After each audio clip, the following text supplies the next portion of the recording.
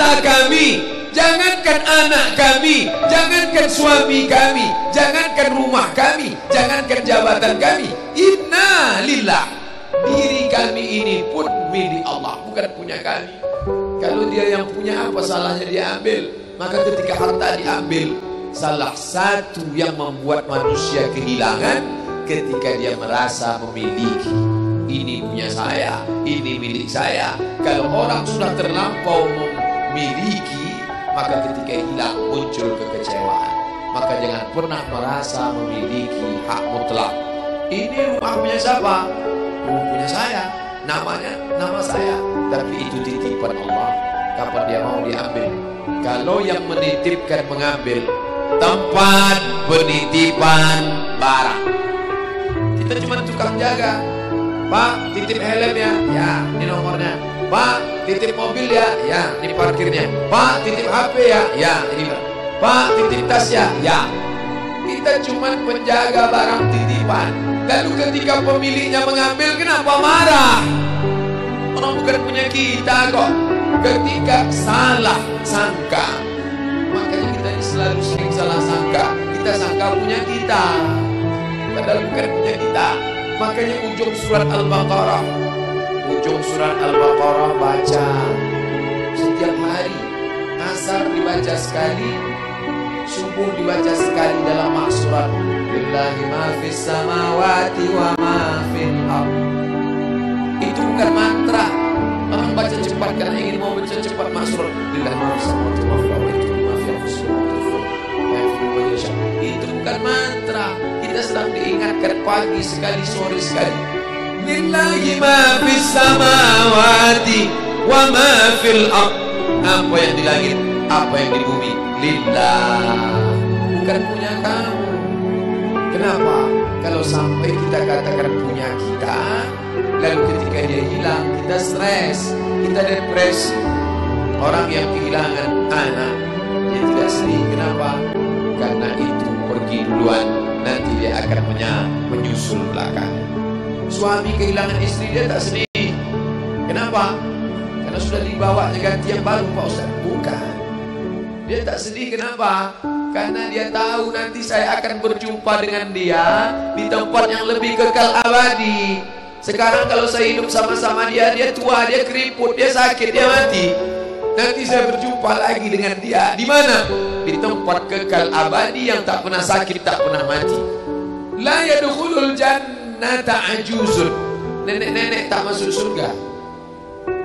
Menangislah si nenek tadi begitu jumpa dengan Nabi. Kamu kenapa nangis? Kata Nabi. Ya Rasulullah, aku tersinggung ucapanmu. Kau bilang nenek-nenek tak masuk surga. Kata Nabi, memang tak ada orang tua di surga. Kalau begitu aku tak masuk surga. Kamu masuk. Terus nanti kamu masuk, kamu jadi muda lagi. Orang di surga itu umurnya 30, 33, 30, 31, 32, 33. Kenapa umur itu? Kalau nenek-nenek masuk surga, di dalam surga banyak kenikmatan. Sedang di surga, di dunia dia tak bisa pergi hari raya ke rumah orang, makanannya kacang tojin. Umur 70 mau makan apa? Makanya orang masuk surga umur 30, 31, 32, 33. Kenapa? Itulah usia yang bisa menikmati. Oh, jadi maknanya bukan orang tua tak masuk surga.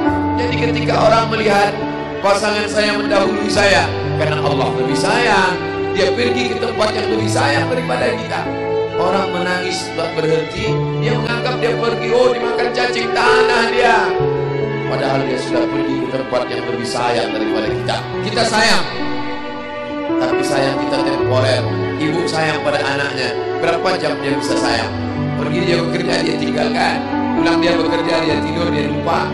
Berapa banyak anak-anak masuk ke tempat air panas gara-gara orang tua lupa menjaga, teledor.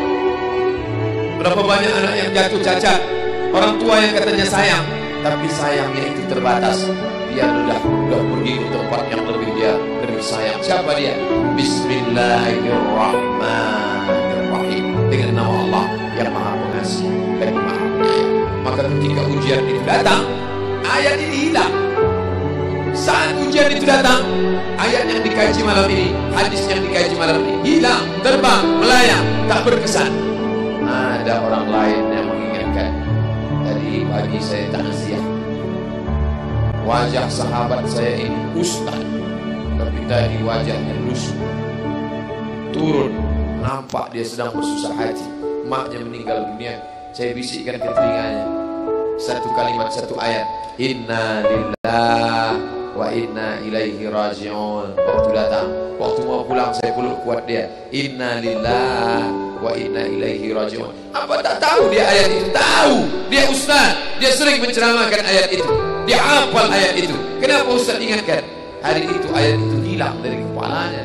Yang terbayang adalah wajah ibunya yang dulu membesarkan dia 9 bulan 10 hari menyusukannya, 2 tahun membesarkannya, 9 bulan 10 hari mengandungnya, 2 tahun dia susukan, mengalir darah si ibu dalam badannya. Saat melihat ibunya terbujur kaku, hilang ayat itu, hilang hadis itu.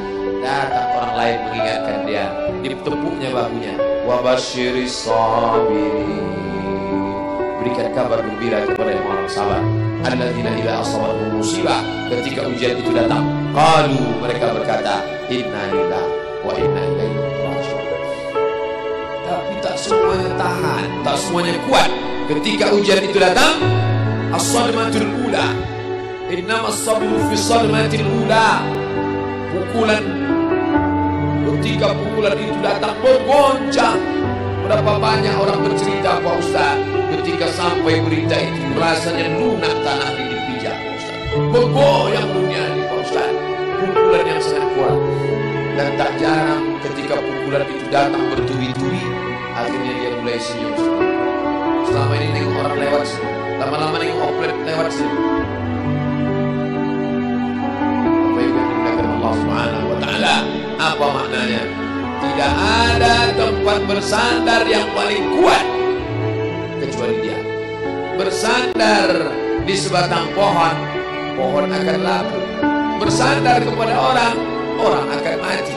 Bersandar kepada dia, hayyun la yamut, dia yang hidup tidak akan mati untuk selamanya. Ya hayyu ya qayyum ya bani as-samawati wal ard ya zal jalali wal ikram ya fa'ilun lima yurid ya man arada amran innama amruhu idza arada syai'an ay yaqula lahu kun. Maka berserahlah kepada dia. Makanya selesai salat tadi kita diajak imam berserah kepada dia. La ilaha illallah wahdahu la syarika lah, lahul mulku wa lahul hamdu yuhyi wa yumiit. 4 inilah yang membuat orang kuat.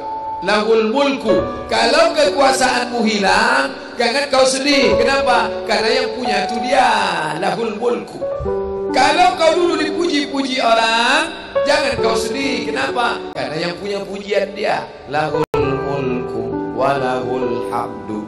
Kalau keluargamu hilang, jangan kau sedih. Karena punya dia.